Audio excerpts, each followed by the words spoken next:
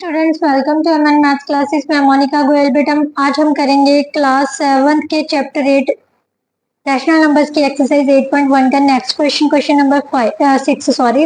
Last video में हमने question number 4 and 5 किया था। आज हम करेंगे क्वेश्चन नंबर 6।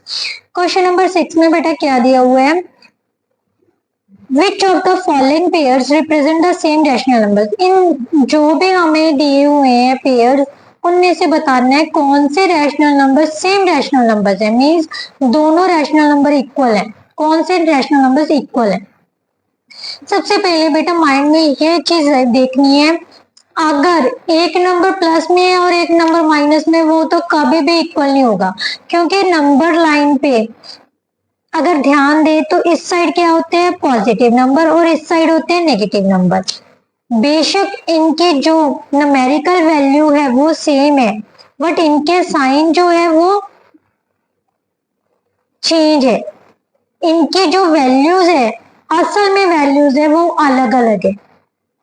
न्यूमेरिकली देखें तो ये 1 1 है, 2 2 है, 3 3 है, बट अगर रियलिटी में इनकी वैल्यूज देखें तो जो नेगेटिव वैल्यू होती है वो पॉजिटिव वैल्यू से हमेशा छोटी होती है, राइट। तो बेटा अब क्या है, सबसे पहले क्वेश्चन क्या है, इन दोनों रैशनल नंबर्स को देखना है और बताना है क्या ये दोनों रैशनल नंबर इक्वल है, सेम है। अब सबसे पहले देखिए यहाँ पर नेगेटिव साइन है, ये पॉजिटिव है, तो यहीं से पता चलता है ये दोनों इक्वल नहीं है, राइट। फिर भी हम इनको क्या करेंगे, सिंपलेस्ट फॉर्म में कन्वर्ट करते हैं।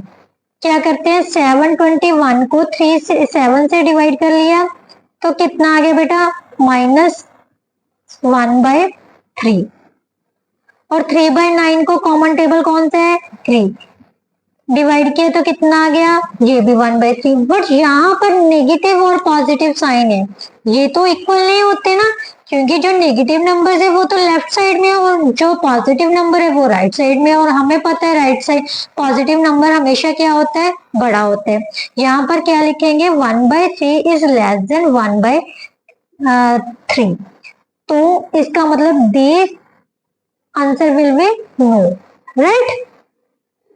नाउ नेक्स्ट पार्ट बेटा, -16/20 और 20/25। अब इन दोनों में से क्योंकि दोनों के साइन नेगेटिव है तो सबसे पहले सेम वही हमने क्या करना है, सिंपलेस्ट फॉर्म में चेंज करना है, means standard form of rational number में चेंज करना है। ये दोनों देखो कौन से टेबल पे डिवाइड हो रहे हैं, कॉमन HCF इन दोनों का लेना होता है। दोनों हो रहे हैं 4 के टेबल पे डिवाइड, 4 के टेबल पे डिवाइड किया तो कितना आ गया बेटा, यहाँ पर आ गया -4, यहाँ पर कितना आ गया 5, राइट। इसी तरह से 20/-25। अब लास्ट डिजिट 0 और 5 है, इससे पता चल रहा है दोनों नंबर कौन से टेबल पे डिवाइड हो रहे हैं, 5 के टेबल पे, तो 5 के टेबल पे डिवाइड कर देते हैं। ये कितना आ गया 4 और ये कितना आ गया -5। अब ध्यान से देखो ये -4/5 है, ये भी -4/5 है, चाहे माइनस न्यूमिनेटर में चाहे डिनोमिनेटर में, तो हम जो डिनोमिनेटर वाली माइनस है ऊपर ले जा सकते हैं। मीन्स ये हमारे पास क्या आ गया -4/5, ये दोनों क्या है इक्वल, सो इसका आंसर क्या आ जाएगा, yes, right. Now next part बेटा, अब यहाँ तो सिंपलेस्ट फॉर्म में ऑलरेडी दिया हुआ है, क्योंकि ये दोनों क्या है बेटा स्टैंडर्ड फॉर्म में है, ये दोनों किसी भी टेबल पे नहीं कट हो रहे कॉमन टेबल पे। इसका मतलब अब हम देखना है क्या ये दोनों इक्वल है, नहीं इक्वल, क्योंकि ये नेगेटिव नंबर है और ये क्या है पॉजिटिव नंबर। पॉजिटिव नंबर हमेशा नेगेटिव नंबर से बड़ा होता है, ना कि उसके इक्वल होता है। सो इसका आंसर भी क्या आ गया बेटा, नो। अब नेक्स्ट पार्ट करते हैं, बट नेक्स्ट पार्ट करने से पहले अगर आप मेरे चैनल पर नए हो और आप मेरी वीडियो को देख रहे हो तो प्लीज मेरे चैनल को सब्सक्राइब कर लीजिए और बेल आइकन को प्रेस करना मत भूलिए। चलिए फोर्थ पार्ट करते हैं इस क्वेश्चन का। फोर्थ पार्ट में बेटा क्या दिया हुआ है, -3/5 and -12/20। -3/5 is already in its standard form, right, mean simplest form में है।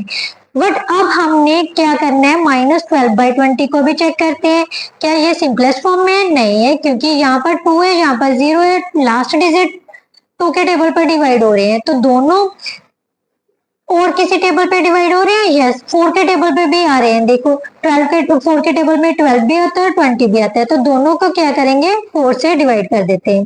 तो 4 से डिवाइड किया तो हमारे पास कितना आ गया यहाँ पर -3, यहाँ पर कितना आ गया 5। अब ध्यान से देखो, यहाँ पर भी -3/5 है और यहाँ पर भी -3/5 है। अब ये दोनों इक्वल है, -3/5 is equal to -3/5, so answer will be yes, right. Now next question बेटा, 8/-5। बेटा क्या 8 और 5 किसी कॉमन टेबल पर कट हो रहे हैं? नहीं हो रहे, क्योंकि जिसके लास्ट में डिजिट 5 है वो जहाँ तो 3 के टेबल पे कट हो सकता है या फिर 5 के, वो भी हम 3 के टेबल पे तभी कट कर सकते हैं अगर उन डिजिट्स का सम जो है वो 3 के टेबल पर डिवाइड होगा, राइट। तो ये तो ऑलरेडी हमारे पास सिंपलेस्ट फॉर्म में है।